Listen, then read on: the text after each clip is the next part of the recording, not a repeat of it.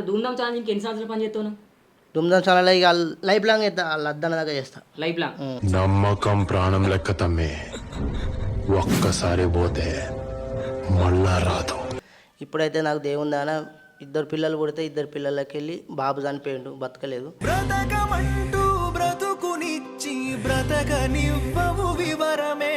తర్వాత మా దుమ్దం ఛానళ్ళకు ఫోన్ చేసి చెప్పిన,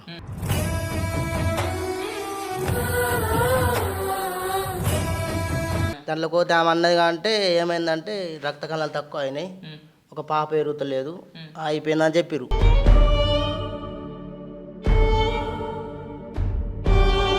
పిల్ల గారెలే తల్లి గారెలే అని చెప్పింది.